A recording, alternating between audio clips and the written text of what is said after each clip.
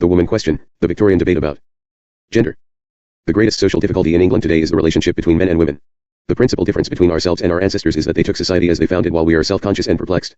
The institution of marriage might almost seem just now to be upon trial. This assertion by Justin M. Carthy, appearing in an essay on novels in the Westminster Review, July 1864, could be further extended, for on trial throughout the Victorian period was not only the institution of marriage but the family itself and, most particularly, the traditional roles of women as wives, mothers, and daughters. The woman question, as it was called, engaged many Victorians, both male and female. As indicated in our introduction to the Victorian age, the woman question encompassed not one question but many. The mixed opinions of Queen Victoria illustrate some of its different aspects. Believing in education for her sex, she gave support and encouragement to the founding of a college for women in 1847. On the other hand, she opposed the concept of votes for women, which she described in a letter as this mad folly. Equally thought-provoking are her comments on women and marriage. Happily married herself until the death of Prince Albert in 1861, Victoria was never the less aware of some of the sacrifices marriage imposed on women. Writing in 1858 to her recently married daughter, she remarked, "There is great happiness in devoting oneself to another who is worthy of one's affection. Still, men are very selfish and the woman's devotion is always one of submission which makes our poor sex so very unenviable. This you will feel hereafter I know, though it cannot be otherwise as God has willed it so." Many of the Queen's female subjects shared her assumptions that woman's role was to be accepted as divinely willed as illustrated in the selections from Sarah Ellis's popular work of 1839, The Women of England, a manual of inspirational advice now usually classified with more practical books like Mrs. Beeton's Book of Household Management, 1861, as domestic conduct literature. The required submission of which the Queen wrote was justified in many quarters on the grounds of the supposed intellectual inferiority of women. As popularly accepted lore expressed it, average weight of man's brain 3/2 lbs, woman's 2 pounds, 11 ounces.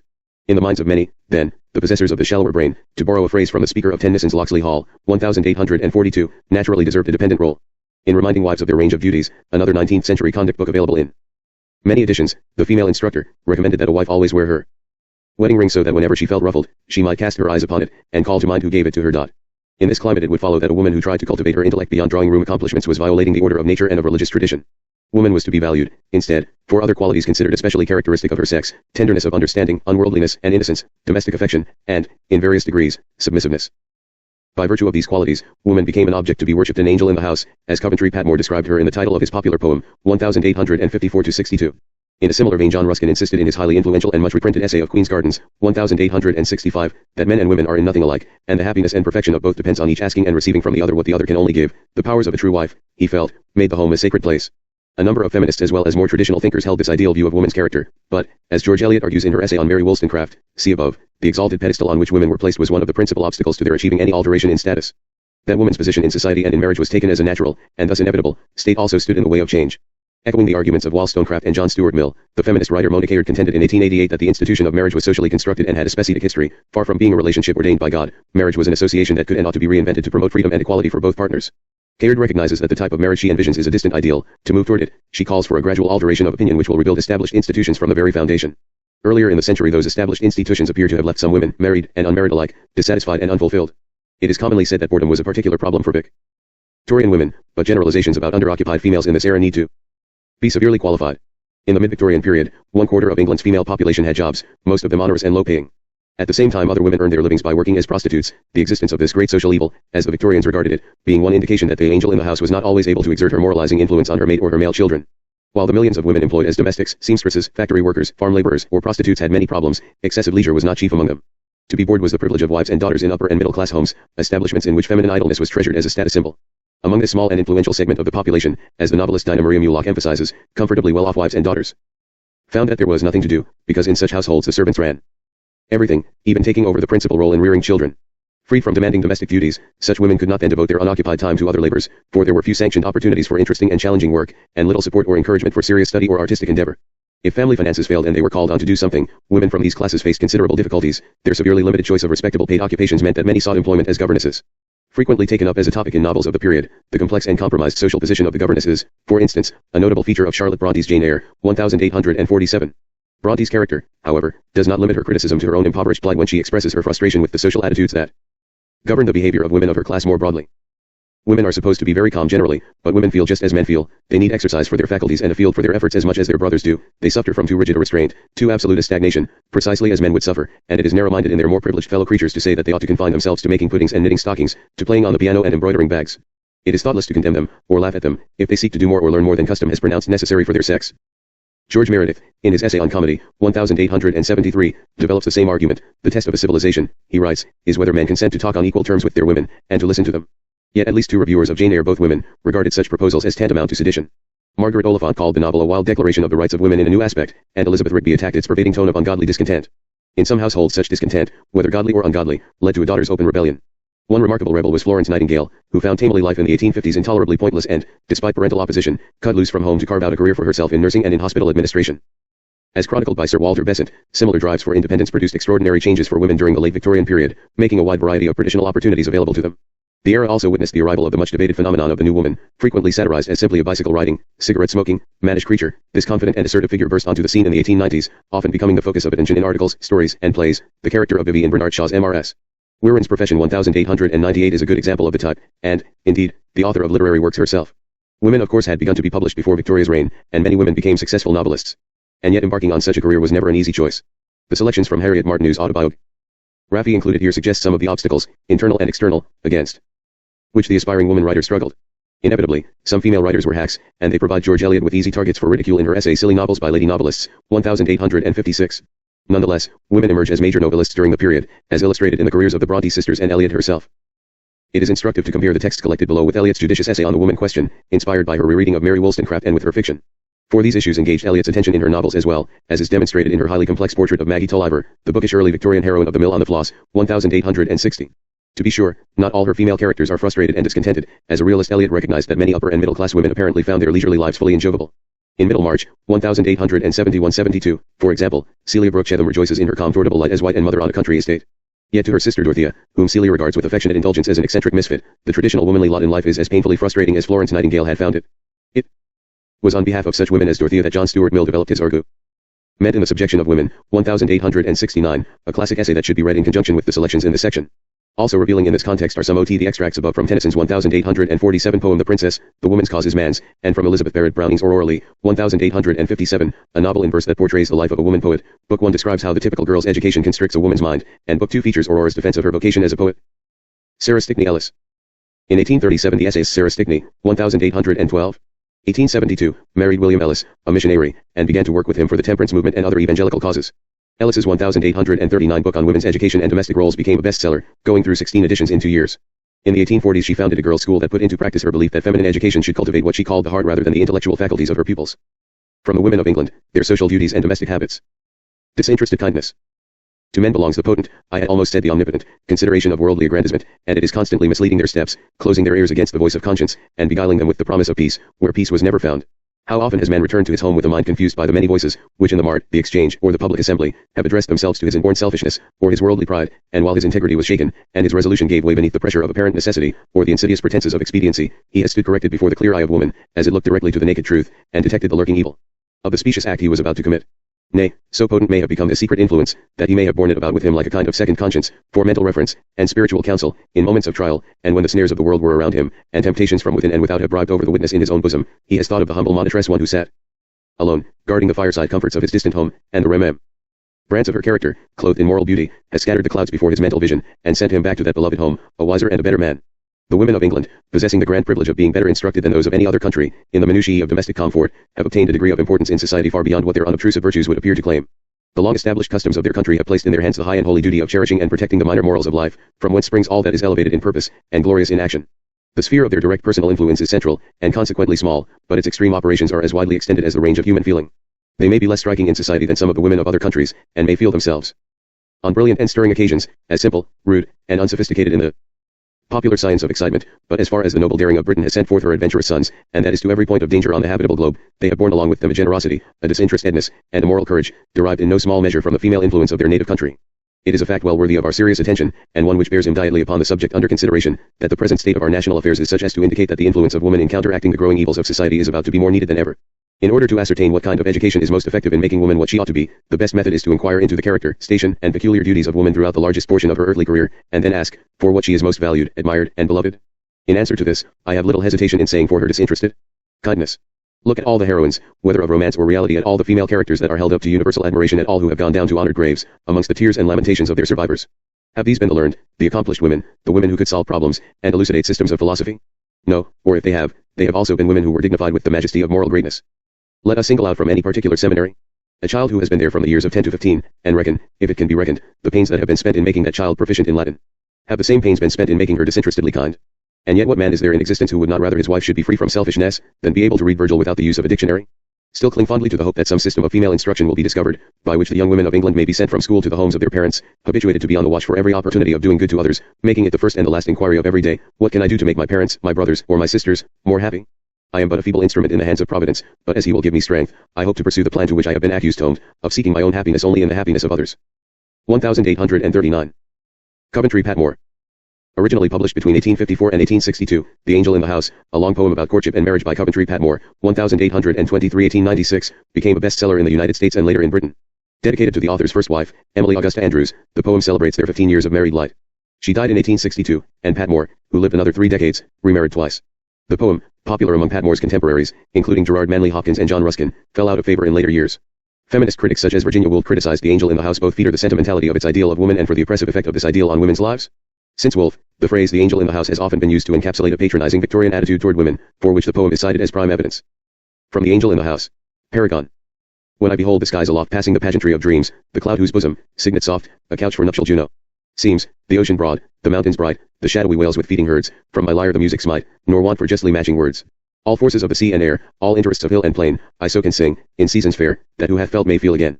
Elated oft by such free songs, I think with utterance free to raise that hymn for which the whole world longs, a worthy hymn in woman's praise, a hymn bright noted like a bird's, arousing these song sleepy times with rhapsodies of perfect words, ruled by returning kiss of times. But when I look on her and hope to tell with joy what I admire, my thoughts lie cramped in narrow scope, or in the feeble birth expire, no mystery of well-woven speech, no simplest phrase of tenderest fall, no likened excellence can reach her, the most excellent of all, the best half of creation's best, its heart to feel, its eye to see, the crown and complex of the rest, its aim, and its epitome. Nay, might I utter my conceit registered to her after all a vulgar song, for she so simply, subtly sweet. My deepest rapture does her wrong. Yet is it now my chosen task to sing her worth as maid and white, nor happier post than this I ask, to live her laureate. All my life, on wings of love uplifted free, and by her gentleness made great, I'll teach how noble man should be to match with such a lovely mate, and then in her may move the more the woman's wish to be desired. By praise increased, till both shall soar, with blissful emulations fired. And, as geranium, pink degree or rose is thrice itself through power of art, so may my happy skill disclose new fairness even in her fair heart, until that churl shall nowhere be who bends not, awed, before the throne 55 of her affecting majesty, so meek, so far unlike our own, until, for who may hope too much from her who wields the powers of love, our lifted lives at last shall touch 60 that happy goal to which they move, until we find, as darkness rolls away, and evil mists dissolve, the nuptial contrasts are the poles on which the heavenly spheres revolve. 1854-62. John Ruskin. Ruskin, 1819-1900, began his career writing about art but eventually became one of England's fiercest social critics. In 1864 he delivered 2 lectures in the industrial city of Manchester, the first, of King's Treasuries, supporting the development of public libraries in the name of noble education, and the second, of Queen's Gardens, on the special powers and duties of women. Published together the following year as Sesame and Lees, the essays were considered ideal reading matter for middle-class young women and enjoyed exceptional sales for the remainder of the 19th century. In recent years of Queen's Gardens, with its assertions about the distinct differences between men and women, and their respective roles in the 2 separate spheres of public and private life, has become a classic text for the examination of Victorian ideology. From Of Queen's Gardens. Now their separate characters are briefly these. The man's power is active, progressive, defensive. He is eminently the doer, the creator, the discoverer, the defender. His intellect is for speculation and invention, his energy for adventure, for war, and for conquest, wherever war is just, wherever conquest necessary. But the woman's power is for rule, not for battle, and her intellect is not for invention or creation, but for sweet ordering, arrangement, and decision. She sees the qualities of things, their claims, and their places. Her great function is praise, she enters into no contest, but infallibly adjudges the crown of contest. By her office and place, she is protected from all danger and temptation. The man, in his rough work in open world, must encounter all peril and trial. To him, therefore, must be the failure, the offense, the inevitable error. Often he must be wounded, or subdued, often misled, and always hardened. But he guards the woman from all this, within his house, as ruled by her, unless she herself has sought it, need enter no danger, no temptation, no cause of error or offense. This is the true nature of home. It is the place of peace, the shelter, not only from all injury, but from all terror, doubt, and division.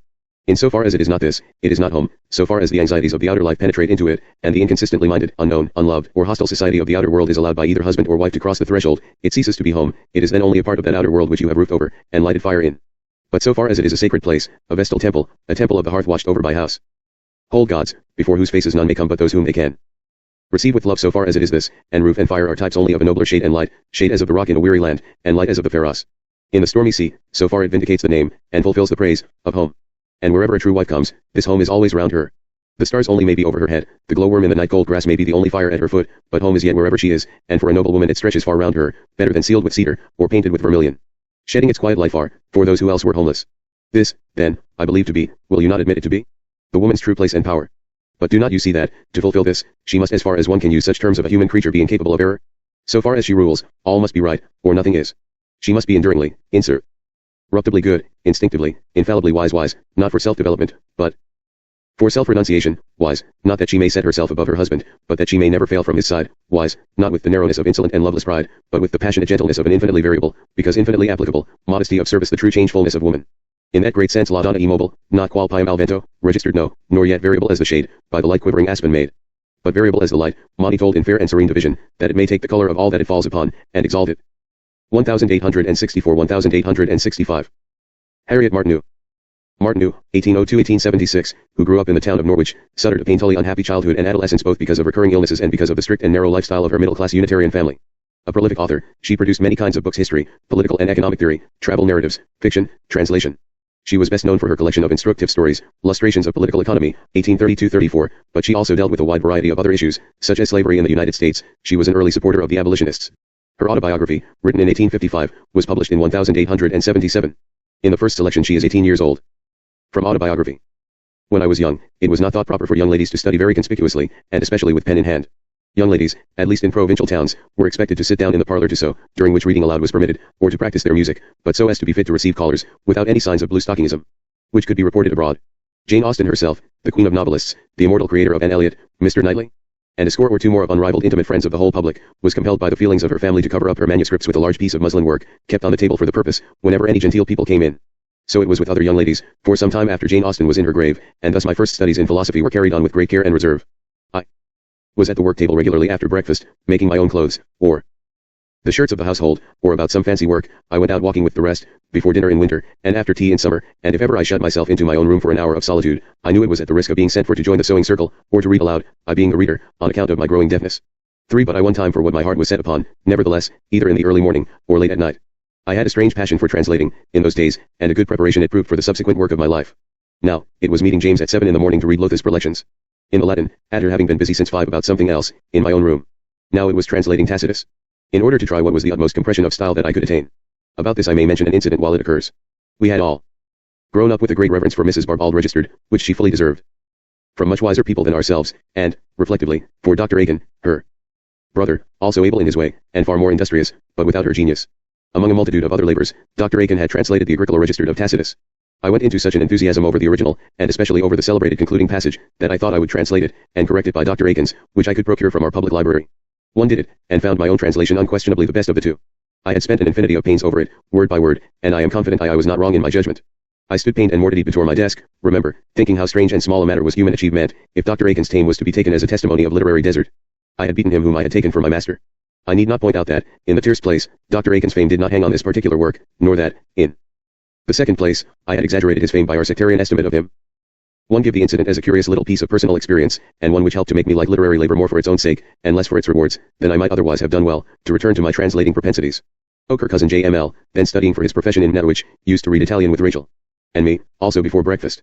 We made some considerable progress, through the usual course of prose authors and poets, and out of this grew a fit which Rachel and I at one time took, in concert with our companions and neighbors, the C.S., to translate Petrarch.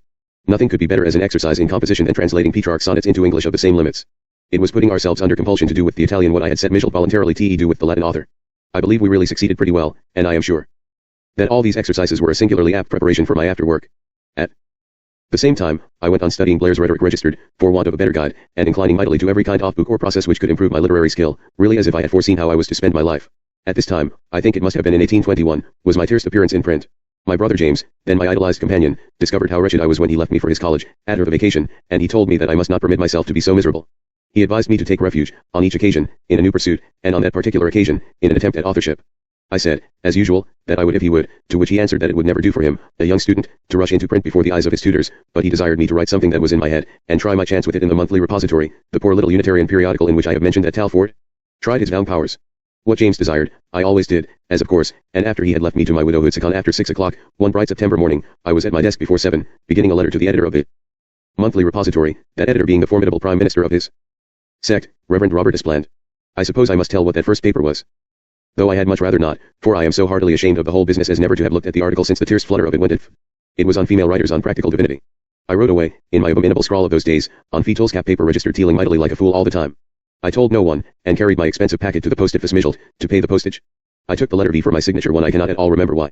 The time was very near the end of the month, I had no definite expectation that I should ever hear anything of my paper, and certainly did not suppose it could be in the forthcoming number. That number was sent in before service time on a Sunday morning.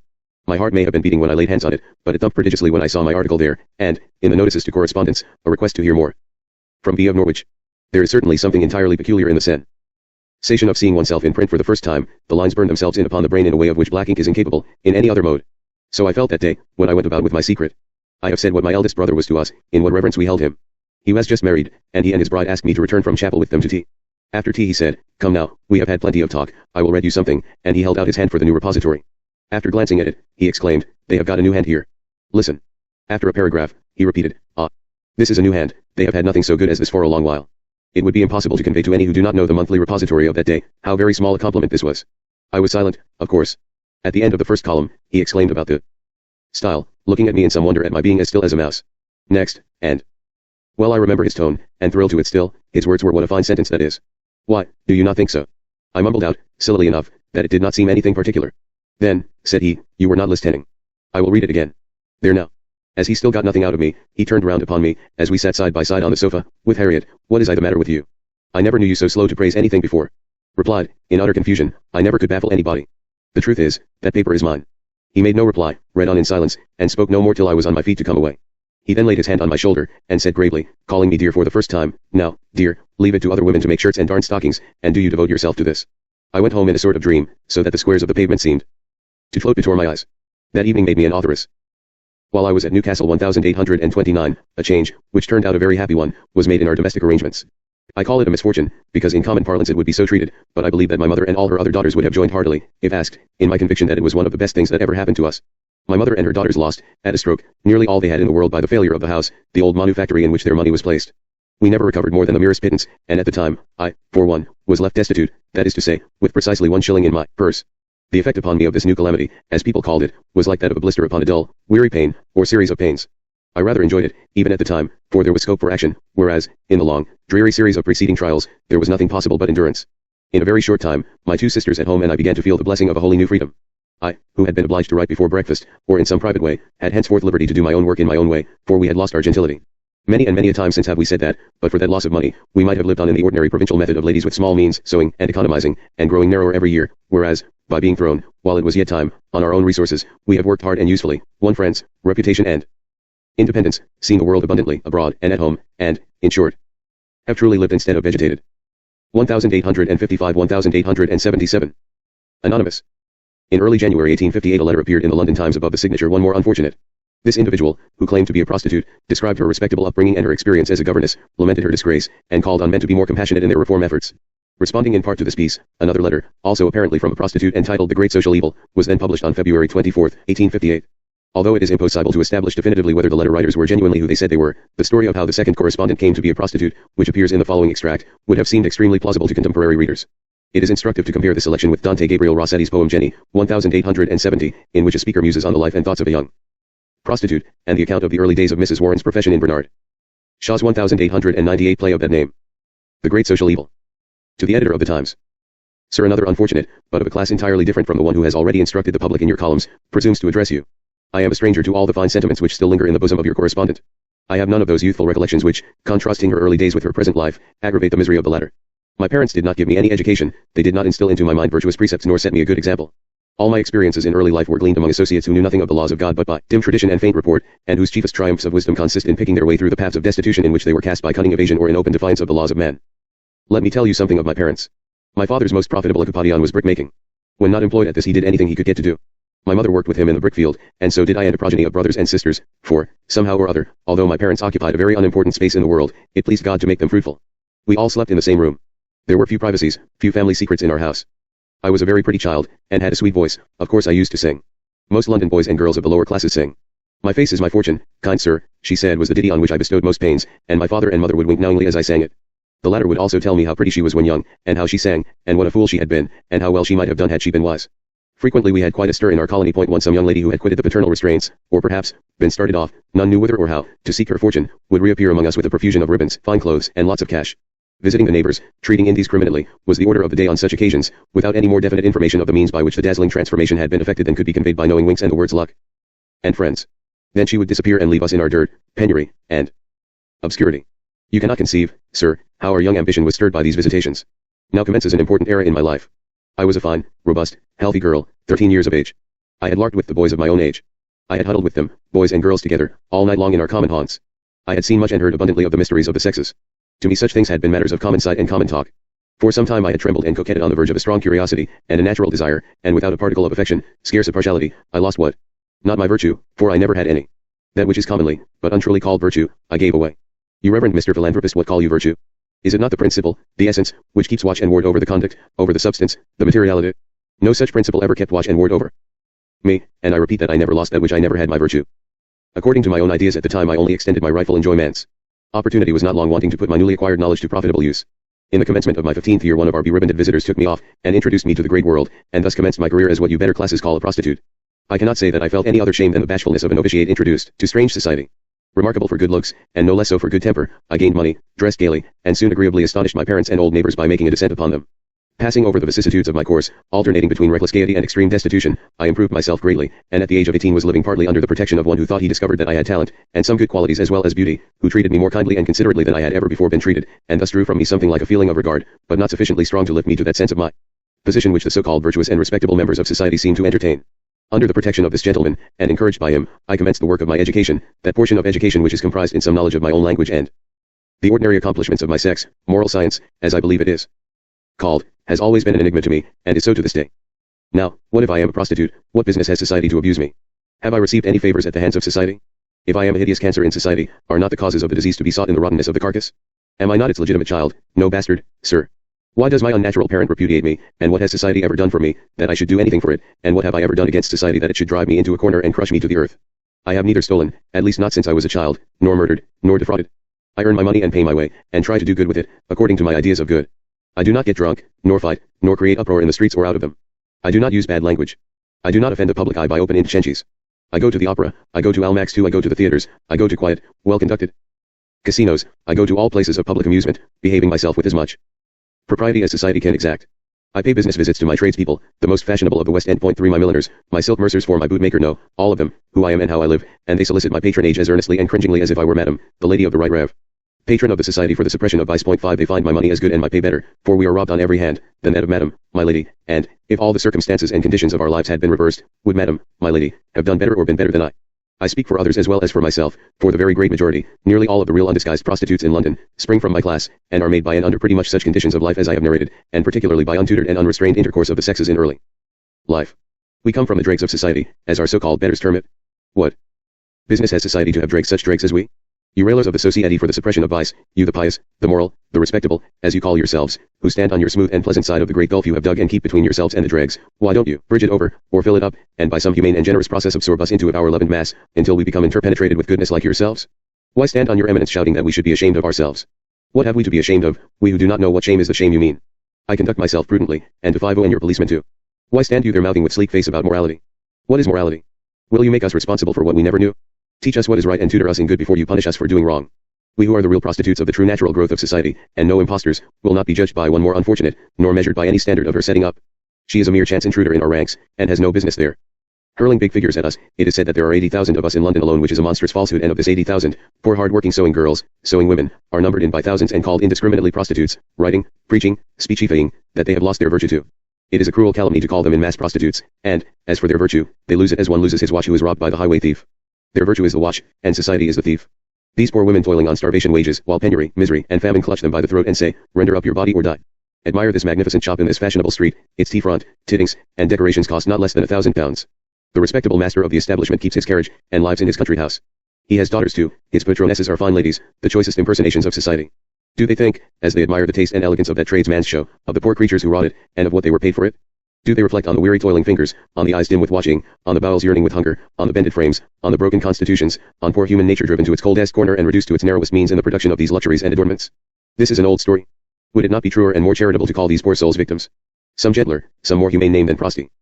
2. To soften by some Christian expression, if you cannot better the Christian system, the opprobrium of vitae to which society has itself driven them by the direst straits. What business has society to point its finger in scorn, and to raise its voice in reprobation of them? Are they not its children, born of its cold indifference, of its callous selfishness, of its cruel pride? Sir, I have trespassed on of our patience beyond limit, and yet much remains to be said, which I leave for further communication if you think proper to insert this. The difficulty of dealing with the evil is not so great as society considers it. Setting aside the sin, we are not so bad as we are thought to be. The difficulty is for society to set itself, with the necessary earnestness, self-humiliation, and self-denial to the work. but of this hereafter. To deprive us of proper and harmless amusements, to subject us in mass to the pressure of force wielded, for the most part, by ignorant, and often by brutal men, is only to add the cruelty of active persecution to the cruelty of the passive indifference which made us as we are. I remain your humble servant, another unfortunate. 1858. Dinah Maria Mulock. In 1857 Mulock, 1826-1887, published her best-known novel, the Victorian bestseller Joan Halifax, Gentleman. This work was followed the year after by A Two Men's Thoughts on Women and subsequently by other, sometimes more overtly feminist, novels. In 1864 she married George Craik, a partner in the publishing firm Macmillan. Her works often appear under the name Dinah Maria Craik. From A Woman's Thoughts About Women. Something to do. Man and woman were made for, and not like one another. Only one right we have to assert in common with mankind, and that is as much in our hands as there's the right of having something to do. But how few parents ever consider this. Tom, Dick, and Harry, aforesaid, leave school and plunge into life. The girls likewise finish their education, come home, and stay at home. That is enough. Nobody thinks it needful to waste a care upon them. Bless them, pretty dears, how sweet they are. Papa's nosegay. A beauty to adorn his drawing room. He delights to give them all they can desire: clothes, amusements, society. He and Mama together take every domestic care off their hands. They have abundance of time and nothing to occupy it, plenty of money, and little use for it, pleasure without end, but not one definite object of interest or employment, flattery and flummery. Enough, but no solid food whatever to satisfy mind or heart if they happen to possess either at the very emptiest and most craving season registered of both. They have literally nothing whatever to do, and so their whole energies are devoted to the massacre of old time. They prick him to death with crochet and embroidery needles, strum him deaf with piano and harp playing not music, cut him up with morning visitors, or leave his carcass in 10-minute parcels at every friend's house they can think of. Finally, they dance him defunct at all sort of unnatural hours, and then, rejoicing in the excellent excuse, smother him in sleep for a third of the following day. Thus he dies, a slow, inoffensive, perfectly natural death, and they will never recognize his murder till, on the confines of this world, or from the unknown shores of the next, the question meets them: what have you done with time? Time, the only mortal gift bestowed equally on every living soul, and excepting the soul, the only mortal loss which is totally irretrievable. But what am I to do with my life, as once asked me one girl out of the numbers who begin to feel aware that, whether marrying or not, each possesses an individual life, to spend, to use, or to lose. And herein lies the momentous question. A definite answer to this question is simply impossible. Generally, and this is the best and safest guide, she will find her work lying very near at hand, some desultory taste to condense into regular studies, some faulty household quietly to remodel, some child to teach, or parent to watch over. All these being needless or unattainable, she may extend her service out of the home into the world, which perhaps never at any time so much needed the help of us women. And hardly one of its charities and duties can be done so thoroughly as by a wise and tender woman's hand. These are they who are little spoken of in the world at large. They have made for themselves a place in the world, the harsh, practical, yet not ill-meaning world, where all find their level soon or late, and where a frivolous young maid sunk into a helpless old one, can no more expect to keep her pristine position than a last year's leaf to flutter upon a spring bough.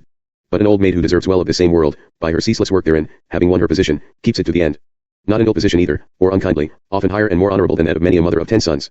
In households, where auntie is the universal referee, nurse, playmate, comforter, and counselor; in society, where that nice Miss So-and-so, though neither clever, handsome, nor young, is yet such a person as can neither be omitted nor overlooked; in charitable works, where she is such a practical body always knows exactly what to do, and how to do it; or perhaps, in her own house, solitary indeed, as every single woman's home must be, yet neither dull nor unhappy in itself, and the nucleus of cheerfulness and happiness to many another home besides. Published or unpublished, this woman's life is a goodly chronicle, the title page of which you may read in her quiet countenance, her manner, settled, cheerful, and at ease, her unfailing interest in all things and all people. You will rarely find she thinks much about herself; she has never had time for it. And this her life chronicle, which, out of its very fullness, has taught her that the more one does, the more one finds to do. She will never flourish in your face, or the face of heaven, as something uncommonly virtuous and extraordinary. She knows that, after all, she has simply done what it was her duty to do. But and when her place is vacant on earth, this will be said of her assuredly, both here and otherwhere she hath done what she could. 1858. Florence Nightingale. In 1854 Nightingale, 1820-1910, became famous for organizing a contingent of nurses to care for sick and wounded soldiers during the Crimean War, an event that provided an outlet for her passionate desire to change the world of hospital treatment. But Nightingale achieved her dream of an active and productive life only after many years of waiting. At the age of 32 she was still living at home, unmarried, having declined several proposals.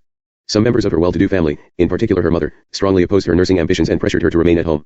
In 1852, so bored with family and social life that she thought of suicide, she began writing Cassandra, which she called her family manuscript. It records her frustrations before she escaped into a professional world where there was something to do. In 1859 she revised the manuscript, and a few copies were privately printed that there, but it was not published until 1928. The title refers to the Trojan princess whose true prophecies went unheeded by those around her because she was judged insane. From Cassandra. What thing to do? Why have women passion, intellect, moral activity, these three, and a place in society where no one of the three can be exercised? Men say that God punishes for complaining. No, but men are angry with misery. They are irritated with women for not being happy. They take it as a personal offense. To God alone may women complain without insulting him. Is discontent a privilege? Yes, it is a privilege for you to suffer for your race, a privilege not reserved to the Redeemer and the martyrs alone, but one enjoyed by numbers in every age. The commonplace life of thousands, and in that is its only interest, its only merit as a history, viz., that it is the type of common sufferings, the story of one who has not the courage to resist nor to submit to the civilization of her time is this.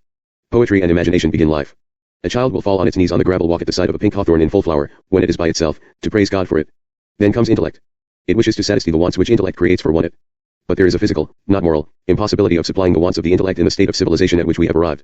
The stimulus, the training, the time, are all three wanting to us, or, in other words, the means and inducements are not there. Look at the poor lives we lead. It is a wonder that we are so good as we are, not that we are so bad. In looking round we are struck with the power of the organizations. We see, not with their want of power. Now and then, it is true, we are conscious that there is an inferior organization, but, in general, just the contrary. Mrs. A has the imagination, the poetry of a Merlot, and has Suffy. C and power of execution to show that she might have had a great deal more. Why is she not a Merlot? From a material difficulty, not a mental one. If she has a knife and fork in her hands for 3 hours of the day, she cannot have a pencil or brush. Dinner is the great sacred ceremony of this day, the great sacrament. To be absent from dinner is equivalent to being ill. Nothing else will excuse us from it. Bodily incapacity is the only apology valid. If she has a pen and ink in her hands during other 3 hours, writing answers for the penny post, again, she cannot have her pencil, and so ad infinitum through life. People have no type before them in their lives, neither fathers, nor moth-ers, nor the children themselves. They look at things in detail. They say, it is very desirable that my daughter, should go to such a party, should know such a lady, should sit by such a person. It is true. But what standard have they betour them of the nature and destination of man?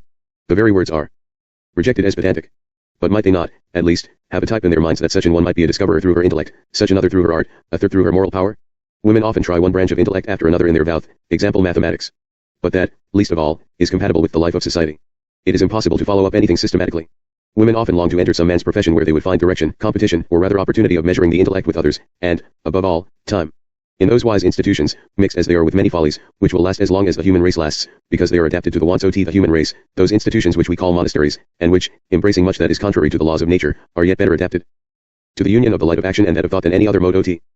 Light with which we are acquainted, in many such, 4.5 hours, at least, are daily set aside for thought, rules are given for thought, training and opportunity ad oride. Among us there is no time appointed for this purpose, and the difficulty is that, in our social light, we must be always doubtful whether we ought not to be with somebody else or be doing something else. Are men better off than women in this? If one calls upon a friend in London and sees her son in the drawing room, it strikes one as odd to find a young man sitting idle in his mother's drawing room in the morning. For men, who are seen much in those haunts, there is no end of the epithets we have, knights of the carpet, drawing room heroes, ladies' men. But suppose we were to see a number of men in the morning sitting round a table in the drawing room, looking at prints, doing worst work, asterisk and reading little books, how we should laugh. A member of the House of Commons was once known to do worst work. Of another man was said, his only fault is that he is too good, he drives out with his mother every day in the carriage, and if he is asked anywhere he answers that he must dine with his mother, but, if she can spare him, he will come in to tea, and he does not come. Now, why is it more ridiculous for a man than for a woman to do worst work and drive out every day in the carriage? Why should we laugh if we were to see a parcel of men sitting round a drawing room table in the morning, and think it all right if they were women? Is man's time more valuable than woman's? Or is the difference between man and woman this, that woman has contessedly nothing to do? Women are never supposed to have any occupation of sufficient importance not to be interrupted, except suckling their fools, and women themselves have accepted this, have written books to support it, and have trained themselves so as to consider whatever they do as not of such value to the world or to others, but that they can throw it up at the first claim of social life. They have accustomed themselves to consider intellectual occupation as a merely selfish amusement, which it is their duty to give up for every trifler more selfish than themselves. Women have no means given them, whereby they see and resist the claims of social life. They are taught from their infancy upwards that it is a wrong, one ill-tempered, and a misunderstanding of woman's mission, with a great M, if they do not allow themselves willingly to be interrupted at all hours. If a woman has once put in a claim to be treated as a man by some work of science or art or literature, which she can show as the fruit of her leisure, then she will be considered justified in having leisure, hardly, perhaps, even then. But if not, not. If she has nothing to show, she must resign herself to her fate. I like writing about this beautiful place, why don't you? I like walking about the garden, why don't you, is the common expostulation as if we were children, whose spirits rise during a fortnight's holiday, who think that they will last forever and look neither backwards nor forwards. Society triumphs over many. They wish to regenerate the world with their institutions, with their moral philosophy, with their love. Then they sink to living from breakfast till dinner, from dinner till tea, with a little worst work, and to looking forward to nothing but bed. When shall we see a life full of steady enthusiasm, walking straight to its aim, flying home, as that bird is now, against the wind with the calmness and the confidence of one who knows the laws of God and can apply them? When shall we see a woman making a study of what she does? Married women cannot, for a man would think, if his wife undertook any great work with the intention of carrying it out of making anything but a sham of it that she would suckle his fools and chronicle his small beer less well for it that he would not have so good a dinner that she would destroy, as it is called, his domestic life. The intercourse of registered man and woman, how frivolous, how unworthy it is.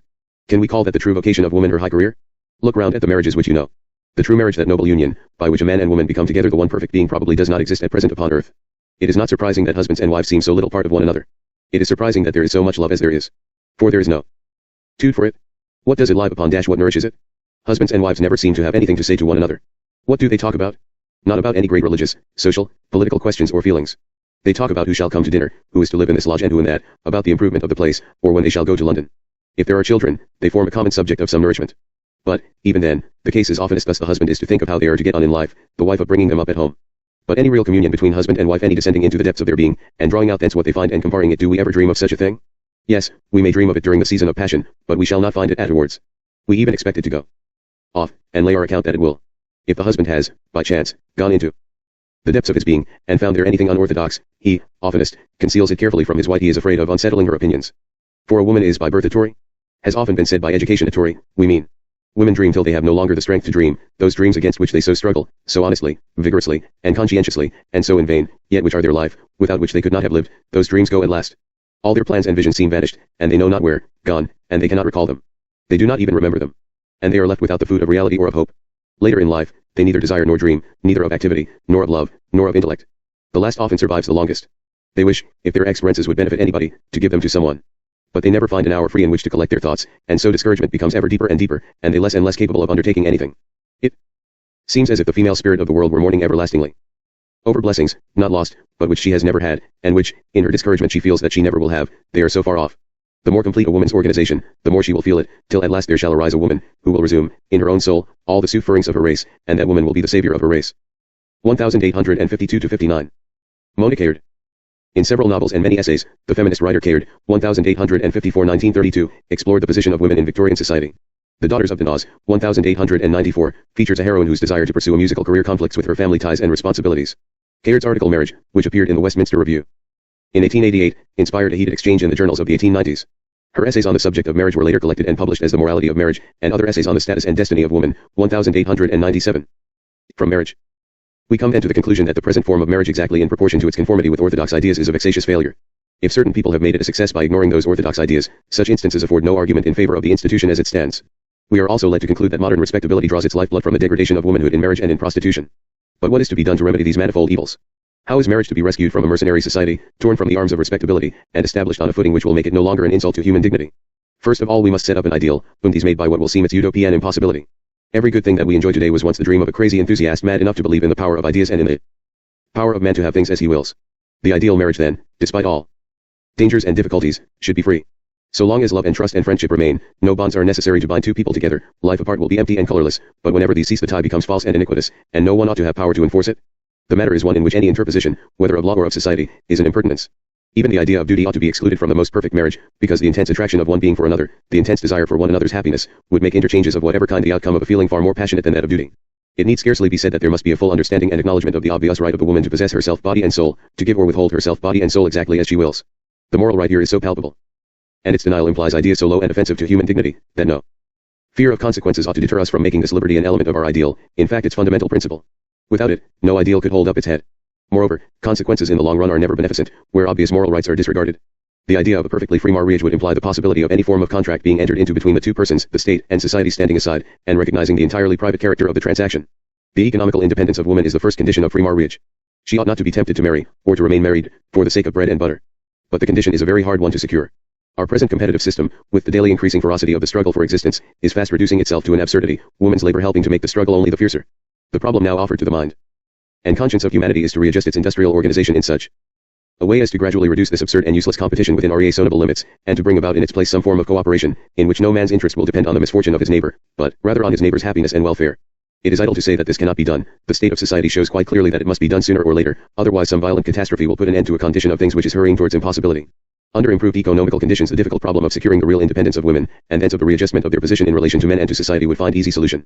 When girls and boys are educated together, when the unwholesome atmosphere of social life becomes fresher and nobler, when the pressure of existence slackens, as it will and must do, and when the whole nature has thus a chance to expand, such additions to the scope and interest of life will cease to be thought marvelous or unnatural. Human nature has more variety of powers and is more responsive to conditions than we imagine. It is hard to believe in things for which we feel no capacity in ourselves, but fortunately, such things exist in spite of our placid unconsciousness. Give room for the development of individuality, and individuality develops, to the amazement of spectators. Give freedom in marriage, and each pair will enter upon their union after their own particular fashion, creating a refreshing diversity in modes of life, and consequently of character. Infinitely preferable will this be to our own gloomy uniformity, the offspring of our passion to be in all things exactly like our neighbors. The proposed freedom in marriage would of course have to go hand in hand with the co-education of the sexes. It is our present absurd interference with the natural civilizing influences of one sex upon the other, that creates half the dangers and difficulties of our social life, and gives color to the fears of those who would hedge round marriage with 1,000 restraints or so-called safeguards, ruinous to happiness, and certainly not productive of a satisfactory social condition. Already the good results of this method of co-education have been proved by experiment in America, but we ought to go farther in this direction than our go-ahead cousins have yet gone. Meeting freely in their working hours as well as at times of recreation, men and women would have opportunity for forming reasonable judgments of character, for making friendships irrespective of sex, and for giving and receiving that inspiring influence which apparently can only be given by one sex to the other. Point 1. There would also be a chance of forming genuine attachments founded on friendship. Marriage would cease to be the haphazard thing it is now. Girls would no longer fancy themselves in love with a man because they had met none other on terms equally intimate, and they would not be tempted to marry for the sake of freedom and a place in life, for existence would be free and full from the beginning. The general rise in health, physical and moral, following the improvement in birth, surroundings, and training, would rapidly tell upon the whole state of society. Anyone who has observed carefully knows how grateful a response the human organism gives to improved conditions, if only these remain constant. We should have to deal with healthier, better equipped, more reasonable men and women, possessing well-developed minds, and hearts kindly disposed towards their fellow creatures. Are such people more likely to enter into a union frivolously and ignorantly than are the average men and women of today? Surely not. If the number of divorces did not actually decrease, there would be the certainty that no couple remained united against their will, and that no lives were sacrificed to a mere convention. With the social changes which would go hand in hand with changes in the status of marriage, would come inevitably many fresh forms of human power, and thus all sorts of new and stimulating influences would be brought to bear upon society. No man has a right to consider himself educated until he has been under the influence of cultivated women, and the same may be said of women as regards men. Point 2. Development involves an increase of complexity. It is so in all forms of existence, vegetable and animal, it is so in human life. It will be found that men and women as they increase in complexity can enter into a numberless variety of relationships, abandoning no good gift that they now possess, but adding to their powers indefinitely, and thence to their emotions and experiences. The action of the man's nature upon the woman's and of the woman's upon the man's, is now only known in a few instances. There is a whole world yet to explore in this direction, and it is more than probable that the future holds a discovery in the domain of spirit as great as that of Columbus in the domain of matter. With regard to the dangers attending these readjustments, there is no doubt much to be said. The evils that hedge around marriage are linked with other evils, so that movement is difficult and perilous indeed. Nevertheless, we have to remember that we now live in the midst of dangers, and that human happiness is cruelly murdered by our systems of legalized injustice. By sitting still circumspectly and treating our social system as if it were a cart house which would tumble down at a breath, we merely wait to see it fall from its own internal rottenness, and then we shall have dangers to encounter indeed. The time has come, not for violent overturning of established institutions before people admit that they are evil, but for a gradual alteration of opinion which will rebuild them from the very foundation. The method of the most enlightened reformer is to crowd out old evil by new good, and to seek to sow the seed of the nobler future where alone it can take root and grow to its full height, in the souls of men and women. Far-seeing we ought to be, but we know in our hearts right well that fear will never lead us to the height of our ever-growing possibility. Evolution has ceased to be a power driving us like dead leaves on a gale. Thanks to science, we are no longer entirely blind, and we aspire to direct that mighty force for the good of humanity.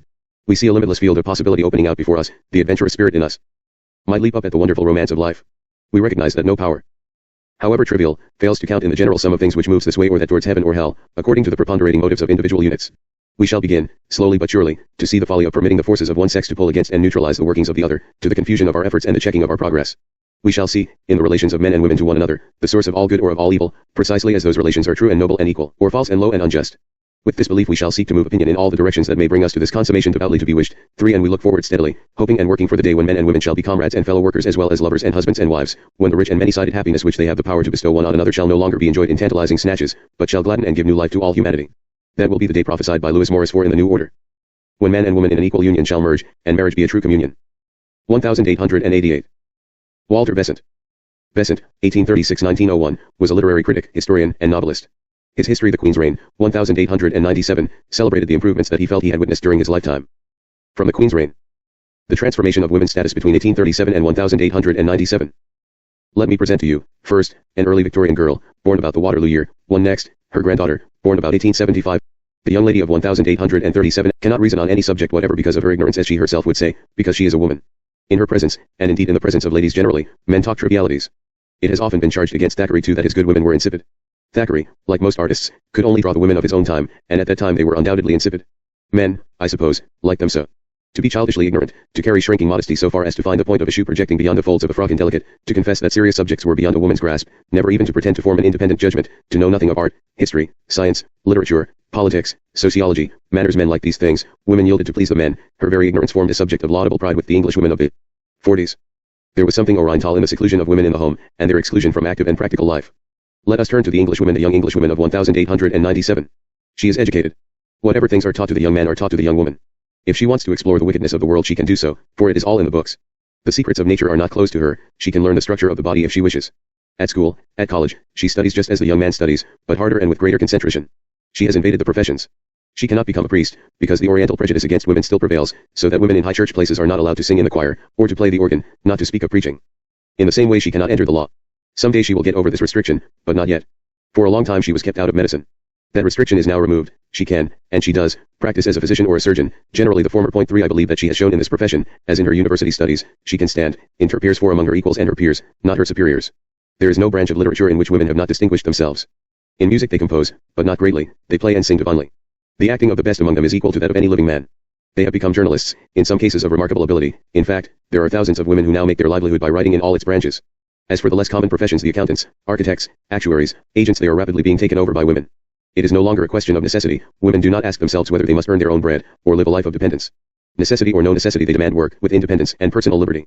Whether they will take upon them the duties and responsibilities of marriage, they postpone for further consideration. I believe that, although in the first eager running there are many who profess to despise marriage, the voice of nature and the instinctive yearning for love will prevail. Personal independence, that is the keynote of the situation.